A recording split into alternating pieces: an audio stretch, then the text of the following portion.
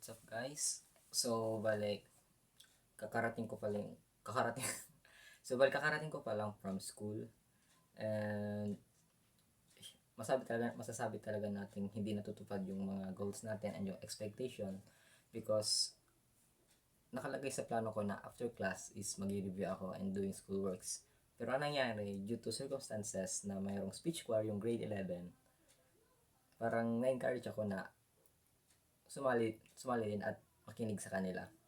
So, short story, hindi natapos yung goal ko and kakauwi ko pa lang and doing record na talaga agad. So, the key takeaway here is that hindi lahat ng pinaplano mo natutupad. So, without further ado, we will start with the main point for this day, which is also from my journal on July 5, 2022 last year. So, nakalagay dito na, when making a plan and goal, make it realistic and lower your expectation so that when you fail, you don't get hurt much and start to learn, get up, and continue to your journey. Most of the time kasi, we as humans, parang ang expectation natin, parang gusto natin inchigida or agad-agad mataas na yung marating natin. Gusto natin sa few times pa lang successful na agad. Pero hindi ganun eh. It takes hundreds or thousand times para lang maging magaling ka sa isang bagay. So, when you're starting out, just do not expect too much. What you want is that you will gain experience. And that experience, in turn, will help you to make proper decisions so that when the time comes and when the right opportunity comes, you have the enough skill set, enough qualification para ma-achieve mo yung para ma-achieve mo yung opportunity na yan.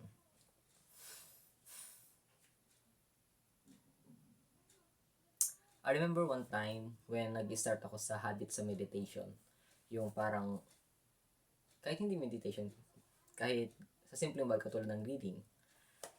Noon, 3 years ago, hindi naman talaga ako nagbabasa ng mga libro and wala akong hilig sa mga books. Pero sa mga stories, oo. So, what I did during that time is that I set a goal. I set a goal na super taas na dapat everyday 5 page. Yung 5 page, ang dami-dami. Tapos, syempre, kapag hindi ka pa sanay, you keep making excuses sa mga little inconveniences. You keep making excuses. So, anong nangyari nun? Yung parang, ay, hindi ko nagawa ngayon, bukas na lang. Tapos kinabukasan, ay, hindi ko na naman nagawa ulit, bukas na naman. So, lumipas na yung mga araw, yung mga weeks, yung mga months, walang progress. Kasi, feeling mo super hirap and you set the bar too high.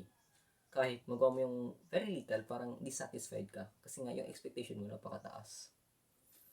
Instead, sinasabi dito sa journal na naano ko sa book, nakalimutan ko anong book na, when you start on something new, you set the expectation so low.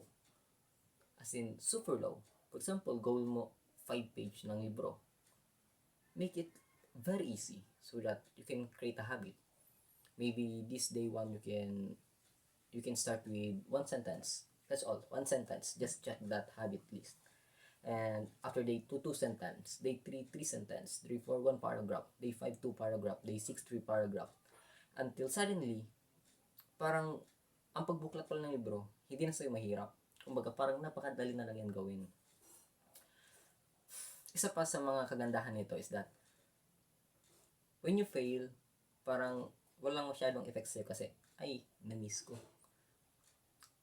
Buti na lang 3 paragraphs lang yung babasahin ko, kaya ko mabawi ulit. At hindi naman talaga natin maiwasan ng mga times na parang may pumipigil sa atin. Halimbawa, exercise. Every time na may bibisita dito sa bahay namin kasi maliit lang naman to, parang nag-aalangan ako, tapos parang naiilang ako na mag-exercise kasi parang feeling ko weird.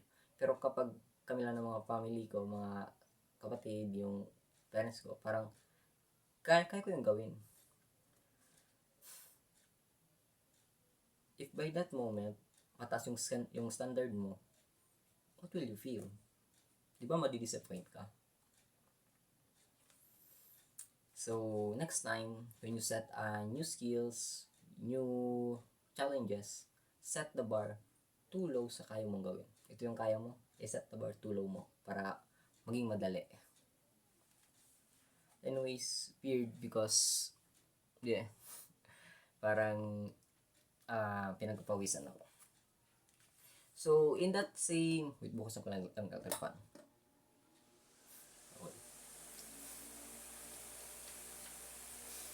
So, in that same day, may nakasulat din dito na the information you allow to stick to your brain has a huge impact in your behavior, character, and future.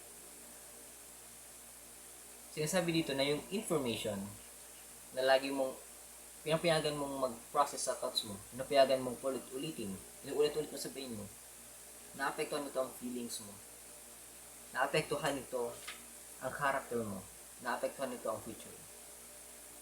For example, kapag bata ka, di ba kapag mga bata tayo, yung mga times na yung mga parents natin, mga auntie natin, sinasabi na, uy, pogi tisoy, gwapo ng anak ko, gwapo. Tapos, syempre, tayo bilang bata, parang tinitake natin yan as totoo. Tapos, yung feeling natin, syempre, nasisiyahan tayo. Why? Because we allow that information, that meaning na pogi tayo sa ating brain. And thinking that, it generates some cells, parang dopamine na make us feel good. And at the same time, yung feeling na, gwapo mo, tisoy, parang, as you think about it, yung character mo, pag every time may tumawag na pogi, tanglilingon ka. Kasi feeling mo ikaw yun. Character mo, pogi ka nga eh. And most importantly, your future. Yung mga decisions mo, nakadepende sa mga kinikilos mo. And yung kinikilos mo naman, nakadepende sa iniisip mo. And yung iniisip mo naman, nakadepende sa informasyon na pinapayagan mo pumasok sa ulo mo. Parang chain reaction, kumbaga. So, that's all for today. Although I'm tired and still has lots to do, I'll be consistent. Feeling ko nga mga 3 months, mauubos ko na itong 1 year worth of journal. Anyways, that's all. See ya. Bye.